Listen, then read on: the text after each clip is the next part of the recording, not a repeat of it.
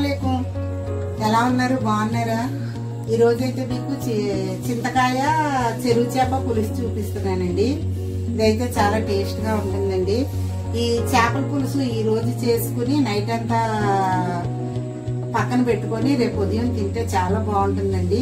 నేను చేసి మీకు చూపిస్తాను, మీరు కూడా ట్రై చేయండి ఫ్రెండ్స్. ఇదిగోండి చింతకాయలు అయితే మేము ఒక హాఫ్ కిలో తీసుకున్నాము. హాఫ్ కిలో చింతకాయలు తీసుకున్నామండి. అలాగే చెరువు చేపలు అయితే 2 పెద్ద చెరువు చేపలు తెచ్చారు. ఒక 5-6 కిలోలు ఉంటుందండి ఇది. అలాగే ఉల్లిపాయలు, టమాటా, కారం, గరం మసాలా, జీలకర్ర, ధనియాలు, ఉల్లిపాయలు, పచ్చిమిరపకాయలు మొత్తం అన్నీనండి. మీకు కర్రీ ఎలా చేయాలో నేను చేసి చూపిస్తాను, మీరు చూడండి. ఇదిగోండి ముందుగా అయితే మనం చింతకాయల్ని కొంచెం బాగు చేసుకొని ఇలాగా కాళ్ళ గట్ట అన్ని ఒలిసి పెట్టుకునండి. ఇవి బాగా ఉడకబెట్టుకుందామండి. ఉడకబెట్టుకొని అప్పుడు చింతకాయ పులుపు తీసి పక్కన పెట్టుకుందామండి. ఇక చూడండి ఫ్రెండ్స్, ఇలా చింతకాయలన్నిటినీ కూడా మనం ఒలుసుకోవాలి. ఎందుకంటే ఇది పీచు ఉంటుంది కదండి, పక్కన వేసి చింతకాయలు ఇలా ఒలుసుకొని మనం ఉడకబెట్టుకుందామండి. నిజంగా ఫ్రెండ్స్ చాలా టేస్టీగా ఉంటుందండి ఈ కర్రీ.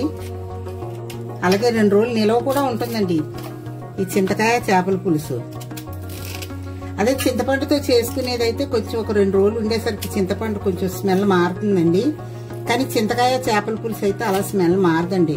ఇంకా నిలవ పెట్టుకునే కొద్దీ టేస్ట్ ఇంకా పెరుగుతుందండి చింతకాయ చేపల పులుసుకి. ఫ్రెండ్స్, కాయలన్నీ మనం ఇలా ఒలుచుకుని మనం ఉడకబెట్టుకుందామండి. కాళ్ళు ఉంటాయి కదండి, కాళ్ళు అవి మనం తీసేసుకోవాలి.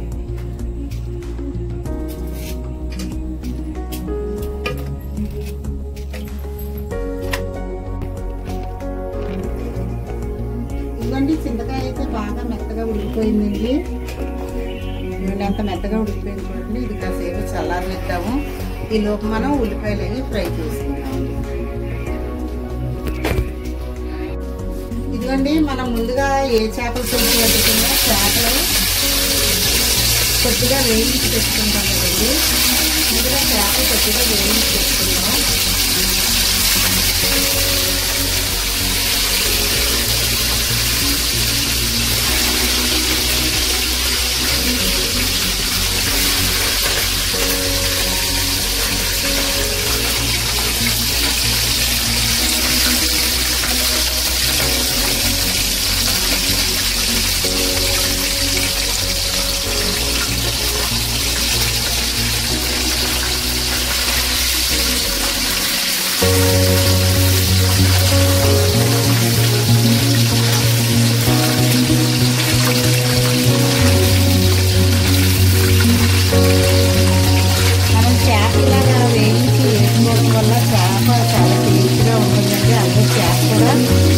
కూరలో వేసుకున్న తర్వాత ఇరిగిపోకుండా ఉంటుంది. ఇలా కొద్దిగా కలర్ వచ్చే వరకు వేస్తే చాలు. ఇటువంటి చేపలు అయితే లైట్గా దోరగా వేసి పెట్టుకున్నామండి. ఇప్పుడైతే మనం ఉల్లిపాయ వేయించుకుందాము. ఉల్లిపాయ అయితే మీరు నచ్చి వేసుకోండి. మిక్సీలో కొంచెం కట్టబడ్డ మిక్సీ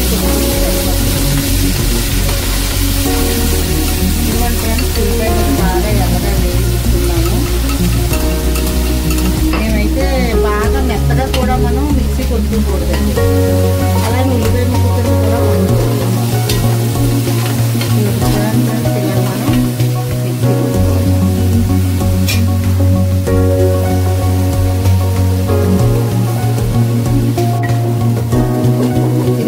చేపలు అయితే వేయించి పక్కన తీసి పెట్టుకున్నాం కదా. ఇప్పుడు ఇందులో మనం ఉల్లిపాయ అంతా త్వరగా వేసుకుందాము.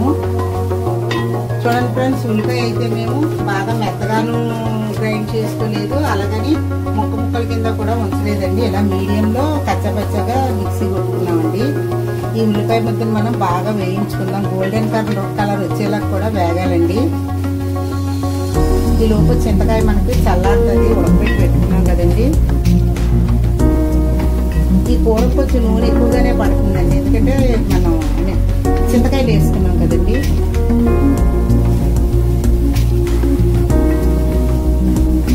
చూడండి ఫ్రెండ్స్,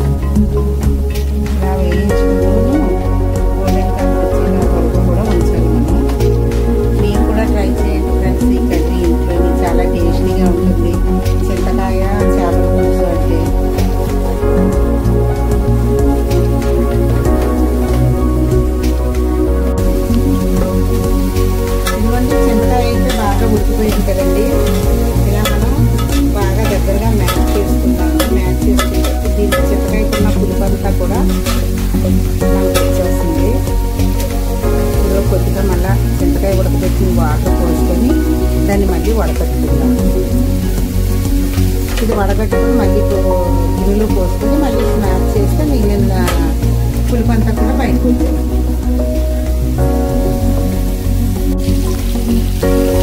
ఇవన్నీ ఉల్లిపాయ అయితే వేగుతుంది కదండి, కొద్దిగా వేగింది. ఇందులో మనం కొద్దిగా అల్లం వెల్లుల్లి పేస్ట్ వేసుకుంటాం.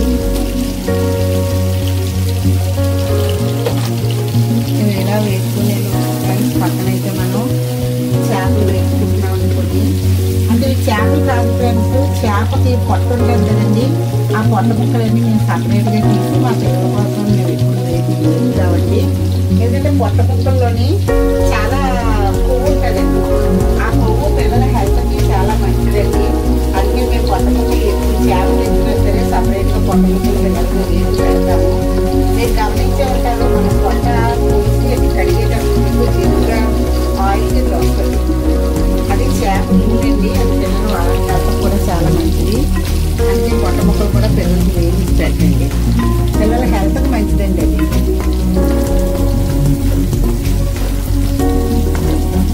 ఇదిగోండి బాగా వేగుతుందండి ఉల్లిపాయ, ఇంకా కొంచెం బాగా వేగాలండి ఎర్రగాను. వేగిన తర్వాత మనం కూర ప్రిపేర్ చేసుకుందాం. ఇదిగోండి ఉల్లిపాయ అయితే గోల్డెన్ కలర్లో వేగి వేగిపోయిందండి. ఇందులో మనం టమాటా వేసుకుందాం.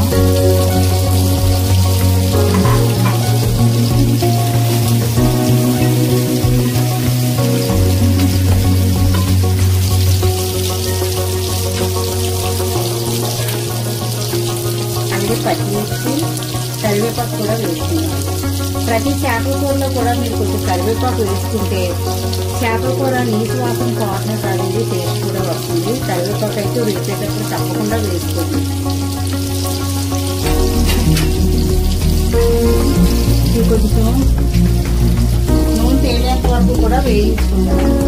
టమాటా, ఉల్లిపాయ, అలాగే కరివేపాకు, పచ్చిమిర్చి బాగా దగ్గరగా వేస్తే మంచి స్మెల్ వస్తుందండి. దానివల్ల కూర కూడా మంచి టేస్ట్ కూడా వస్తుందండి.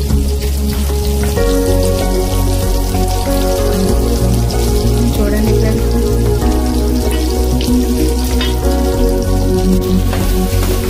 ఇదిగోండి టమాటా, పచ్చిమిర్చి, కరివేపాకు, ఉల్లిపాయలు బాగా వేసేయండి.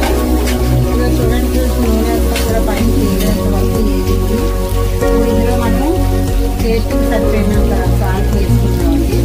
సాల్ట్ అయితే చింతకాయకి ఎక్కువగానే పడుతుంది. అలాగే తగినంత కారం కూడా వేసుకున్నామండి.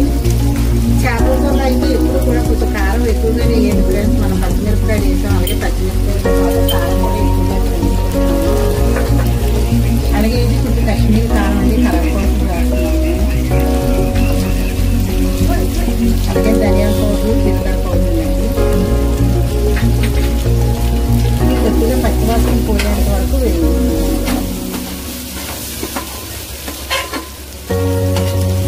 బాగా వేసుకున్నాం కదండి. ఇప్పుడు ఇందులో మనం చింతకాయ పులుసు వేసుకున్నాం. ఇదిగోండి మన చింతకాయలు బాగా స్మాష్ చేసుకున్న తర్వాత వచ్చిన చింతకాయ పులుసు.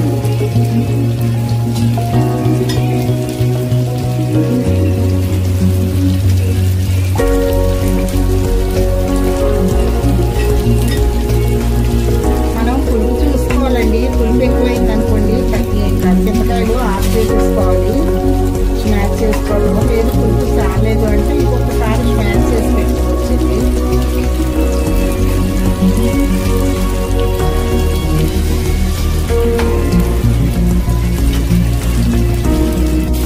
ఇదిగోండి చింతకాయ పులుపు అయితే సరిపోయింది. మనం ఇందులో కొంచెం గరం మసాలా వేసుకుంటాము.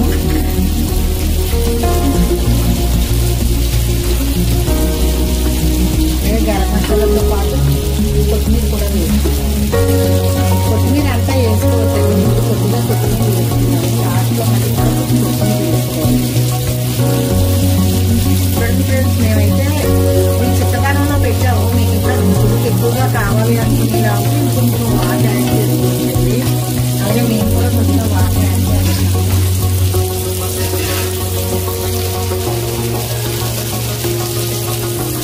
ఇదిగోండి కొద్దిగా వాటర్ కూడా యాడ్ చేస్తున్నాం. ఫ్రెండ్స్ ఎంత చిక్కగా వచ్చిందో. దీంట్లో మనం చేపలు వేసుకున్నాము. మీకైతే మేము తరకాయలు వేసి చూపించలేదండి, ఎందుకంటే నూనె పులుసున్న బయట రావట్లేదండి. మనం ఇప్పుడు తరకాయ చూద్దాం.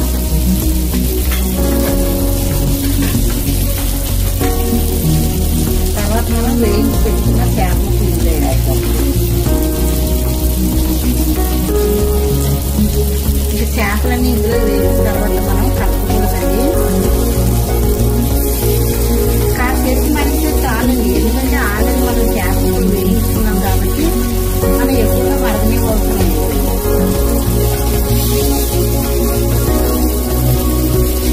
చింతకాయలు కూడా ఆల్రెడీ మనం బాయిల్ చేసి పెట్టుకున్నాము, చేపలు కూడా ఆల్రెడీ మనం కొద్దిగా ఫ్రై చేసి పెట్టుకున్నాము కాబట్టి ఈ కర్రీ ఎక్కువసేపు ఉడకవసరం లేదండి.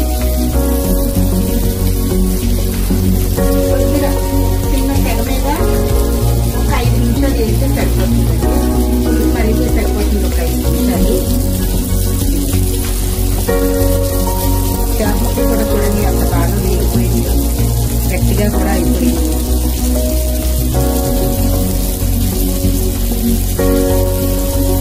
మీ ఇంట్లో మీరు కూడా ట్రై చేయండి. ఈ పులుసు అయితే చాలా బాగుంటుంది, చాలా టేస్టీగా కూడా ఉంటుందండి. చాలా అన్నం ఒక కంచం తినవలసిన వాళ్ళు 2 కంచాలు తింటారండి ఈ కర్రీ వల్ల,